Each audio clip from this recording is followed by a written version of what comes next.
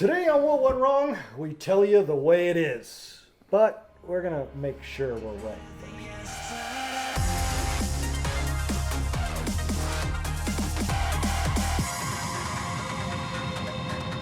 Hi, I'm Brett Mauser, and I've made over 40 feature films, and they've all pretty much been fictional, which means bullshit. There was one that had truth in it. Bass Reeves was a true story, but so I love fiction. I love telling a good story. I love letting my imagination go wild. But that does not belong in the news. But we are both, whether me as a filmmaker or them as what they pretend to be as journalists, are trying to do is grab an audience. For me, that's my job as a filmmaker, to get as big of an audience as possible. Right. Theirs is supposed to be to tell the truth and Right. inform. And the people who want the truth are supposed to go to the station. Now, you shouldn't need to be trying to pull me into your news station. Right. If I want to know the truth, I'm gonna go there. Yeah. Instead, you've got 10-person marketing teams for a news station, thousands, hundreds of thousands in budgets, for billboard advertising and other advertising to bring people to your news station, to your newscast. So it is the holy ratings book, and that it is the determining factor on who stays and who goes, who comes into the news station, who gets fired from the news station, who gets promoted, who gets demoted. And it's not the way it should be. You know me, I'm a capitalist to the core. God bless capitalism, and let it, if you can make some money, make some money. However, and you had mentioned this in a previous episode when I talked about this on another interview that I had been on, the FCC, when they first started handing out licenses, part of the requirement was to have a certain amount of time during a day to devote to community outreach and something that benefits the community. And these local TV stations turned to the news and created the nightly news to fulfill that requirement, and have turned it away from being a benefit to society and a benefit to the community into a strictly money-making device, Right. where truth isn't even that important anymore. Right. There are stories from my old news station that I've downloaded and captured that I can just point to and say, look how biased and untrue this is.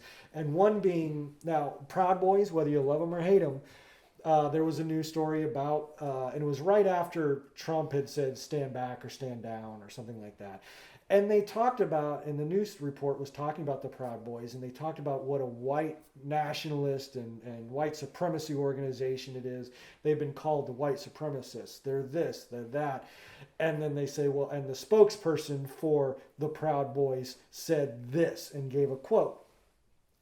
Never showing who the spokesperson was, never even giving the name of the spokesperson, which happened to be Tario. He's an Afro-Cuban. So you can't call the organization a white supremacist organization 5 times in your news report and then show, and the spokesperson, and it's an Afro-Cuban dude. Which is one of the reasons that when regarding the Proud Boys, when the news was coming out with that, like I said, most people I know were looking at it as like, wait, isn't the spokesman black? Yeah, he is. And so now everyone who said they're white supremacist looks like an idiot. Looks like an idiot because it's a black spokesman. And the problem, once again, I put that in my critique. Yeah. Of that show that night. I sent that to the critique and said, we look like idiots. Yeah. Anybody that knows this, yeah, we look like idiots. And that's the thing is you look at it, and that's why I say, once again, I've said it before. I don't know if it's just San Antonio is full of stupid people at your station. I think your reporters, not the cameramen, they're just trying to get by. But the reporters, especially the anchors, are or they've sold their soul and they're empty shells of themselves, and they go home like Maggie Tyler and cry themselves to sleep at night, wishing they were dead. when you do that, you remove any credibility you have, which is, as I keep saying, one of the reasons the news is trusted about as much as Congress, which, like I said, around 16-17% of the United States thinks Congress is worth it. Okay, so basically the news has removed themselves from contention as even being one of the more valued things. Whereas 20 years ago, where were they? Them in the military, military was around 80, President was usually in the 30s or 40s or 50s. Congress has usually been in the 20s or the whatever. Certain companies, Disney and the certain big companies, IBM, Boeing, they have this little rating system, And the news and the military usually were pretty high because people felt like they knew the news guys. Oh, I know Tom Brokaw. Oh, I know Dan Rather. I know those guys. We're buddies. Been watching them my whole life, And then it came out that Dan Rather was lying. Whoops. And since 2004, it's been a downward spiral for the news. We could talk about the graveyard spiral, and I always related to aviation. The graveyard spiral is you're pulling harder and harder to try to get yourself out of the dive, but all you're doing is making it worse and worse and worse until you slam into the ground. And the news is right about there. They just keep going farther and farther down. Every year it gets worse and worse. Yeah. And one of those big training sessions, we talked with other TV stations, and I asked a reporter, an anchor in Houston, when the question was posed, hey, why, what do we need to do to get more viewers? And I posed the question, that very same thing. Yeah. We're the only the only group of people that the public trusts less than us is Congress. Maybe we should concentrate on getting people to trust us. And you know what his response was? I don't give a damn if people trust me. I got a job to do. I got to present this. I don't care if the last thing I care about is whether they trust me or not. Yeah. That's your job. No, not his. I mean, yeah, it is what he's supposed to do, but that's not what he's doing. Yeah. Because he's a piece of shit. These are the people who I've dealt with in the military and I've dealt with when flying, where I look at them and I'm like, you are not qualified to polish my boots. You are quite possibly one of the dumbest individuals I've ever met. I had a reporter ask me one time if we thought weapons were coming into Kosovo across the border with Iran. Iran. To quote a song, I ran so far away. I was like, do you know where you are right now? You got on a plane, you flew here. Do you have any clue where they took you? You're next to Greece. And here's the worst part. I told him that, and he was like, so is that close to Iran? I kid you not. A reporter for a major three-letter station in 1999 asked me that. The dregs of society.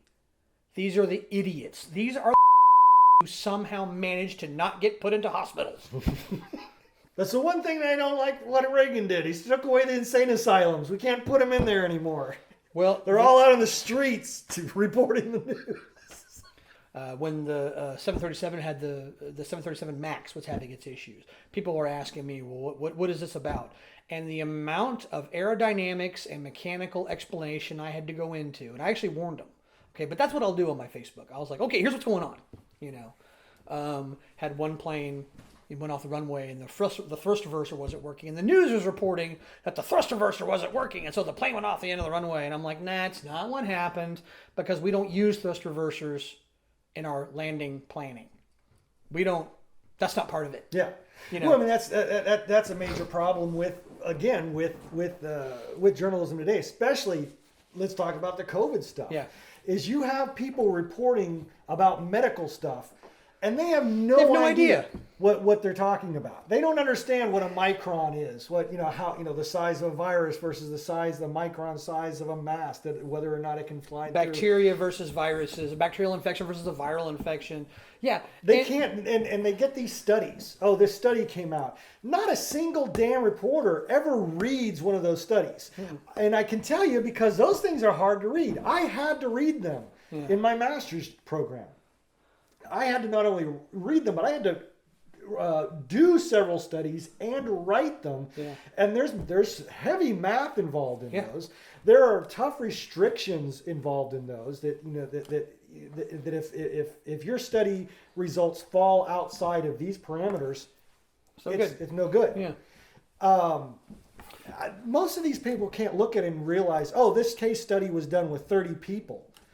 And it doesn't ring alarm bells in their head. The problem I have with reporters, okay, is them reporting just like that, because I see it in aviation all the time, like I said, things about which they do not know, and saying things that they don't understand that are completely inaccurate. And they're just going to attribute, back to attribution, some other reporter that doesn't know what they're talking about. But I could actually talk about the systems that have gone wrong within the 737 MAX and why, as people ask me, would you be scared to fly on it with an American flight crew? Hell no. Because we have certain procedures. There's a reason the two planes that crashed were in Indonesia and Ethiopia. There's a reason for that. Okay? Do you think Ethiopian pilots are trained quite as well as American pilots? Go ahead and ask yourself that. Do you think in Ethiopia, where they can't seem to feed themselves, they're going to have quite the training program that we have in the United States? Anybody? No? Okay. The problem is, you get someone who doesn't understand that. Or you get someone who is reading something and yet can't understand word one of what they're reading, like the dregs of society would be. Okay? Like the stupid people you have at your news stations. Okay? When you get stupid people trying to read big people things, okay, and they're too dumb to understand it, do they try to understand it? Do they get someone to try to explain it to them? Do they stop for a second and go, Bill, get someone on the phone who can come down here and fucking explain this to me? Do they do any of that? Nope. They got to get the news out right now. Okay. And so they report the stuff, and half the time, especially those of us who know, medical personnel with the COVID stuff, pilots with the aviation, military stuff when we're places, and we're looking at them going, you don't even know what the hell you're talking about, or that's wrong, or that's not true. And then the problem is other people who don't know any better, okay, are hearing that and thinking, oh, it's not safe to fly on the 737 MAX. Okay, if you're in Ethiopia, don't. But here's the thing. If you're in Ethiopia, you shouldn't be getting on the plane anyway. Okay, same thing with China. Don't get on planes in China. There's 3 airlines I'll fly on in China. If it's not one of these 3, we're not getting on the airplane. Don't get on airplanes in Indonesia. Garuda, Indonesia, don't get on it. Okay? They've gotten better, but, you know, man, Korean Airlines, like 30 years ago, State Department personnel weren't allowed to fly on them. They one time landed an airplane and the Germans grounded the airplane. It was a 747. They landed it in Frankfurt, and when they went to go take off again, the Germans noticed that the number 2 engine, which is the second one right here, was held still with seat belts. I wish I was kidding. The Koreans were going to take off in a 747 to fly from Frankfurt back to Seoul, an airplane with one of their engines out, and not only was the engine out and full of passengers. Not only was the engine out, it was held still, the fan from turning, with seatbelts. Which means I think they probably had seatbelts they got out of the passengers. So there's passengers with no seatbelts either. That was a long time ago, so Korean has gotten, I've flown Korean now, Korean's fine. But like I said, a bunch of years ago, they were not so good. Okay? But you have people who are expressing these factual statements that are not right. Okay, and they've never bothered to be right. And that's the biggest problem I have. I don't mind if a reporter doesn't understand exactly what they're talking about when it comes to certain very technical, technological, labor-intensive kind of things. Aviation's freaking hard as balls. The problem I have is when they haven't bothered to learn anything and they just report. And then they'll put up, and of course, all the pilots love when they say, you know, it's a 737 MAX, and they put up a 747. It's like, that's kind of like saying, he was driving an 18-wheeler, and they put up a Volkswagen Bug. That's, you know. Or he was driving a Volkswagen Bug, and they put up a Peterbilt 18-wheeler. Actually, that would be a better transition, or a better understanding. And people will like, now, a lot of people don't know a 737 from a 747 from a 727. Most people don't know that, okay? But the problem is, it's still wrong, okay? And the more you report what's wrong, the more you report incorrect information, the more you report something that's just not right, well, then the less people are going to pay attention, because even though very few people know airline pilots, okay, or professional aviators. There are enough people who know, like everybody who knows me now knows that CNN, MSNBC, Fox News, and all these different companies don't know what the they're talking about when it comes to the 737 MAX or the thrust reverser on that Miami airplane that went off into the water. You know, everyone knows. And now that I've got kind of a following on Facebook and following on Instagram and some of these places, whenever I put something out there that anyone reads it, then they all go, oh, their news is wrong again. And so now the common theme is whenever something comes out, I get a bunch of people asking me questions, where did they screw up? I get 100 people, I get 100 messages. When a plane has a thing, I get 100 messages or 50 messages or 200 messages about where did they screw up? What are they talking about? And I'll say I'm gonna put something out. Well, look at the editing that they did. I think it was CBS, but I can't remember which network it was for sure. But they were talking about the COVID outbreak in New York, and they had all this footage of people in the beds and all this, and it wound up being footage from Italy. What happens a month later? They get busted again for using the same damn footage. And it's just, there's no time taken. And I see how it happens, because there were times that I would have to use story blocks, like the B-roll footage. Right. And then when you're talking about puppies or, oh, those puppy stories coming up, sure. Just get some stock roll in there to do the promotions. But there are times where I would run around the station going, look, we're talking about this particular vaccine, or we're talking about this particular thing. I've got no footage. The only thing I got is this generic stuff from video blocks. What do I do? You know, is this going to be misrepresented? Doesn't even enter people's minds mostly. Now, again, going back to them wanting to be the ratings being so primary, is that they will try. They feel like they need to be first, because that's gonna. Oh, we were first on this. We were first on that. We were first here. We were the first ones to deliver this about the weather. First off, they got to get over that shit, because nobody cares. Yeah. Second of all, you're never going to be first again. Yeah. Not when you've got your phone and they're reporting on the same alerts that everybody else is getting on their phones. Right. So don't give me this news is first thing anymore, because you're done. It's over. The internet and smartphones took that away from you. Stop. End of story. You are no longer first anywhere. Whether it's the weather, whether it's news, politics, anything. I'm getting it on my smartphone first. Yeah. And when you try to be first, what happens? Asiana 214 happens. You let slip by because you're so in that we're first, that you don't fact check, that you don't look and see what is accurate, that you just let bull slip by. And that Asian flight is a prime example. Captain Something Wong, we too low, holy fuck, bang ding ow. The news reports comes on and reports the names of the crew of this Asiana plane. This is the one, it was a 777, big 2-engine thing that crashed into San Francisco. And this is not a crash investigation video, or I'd talk all about that.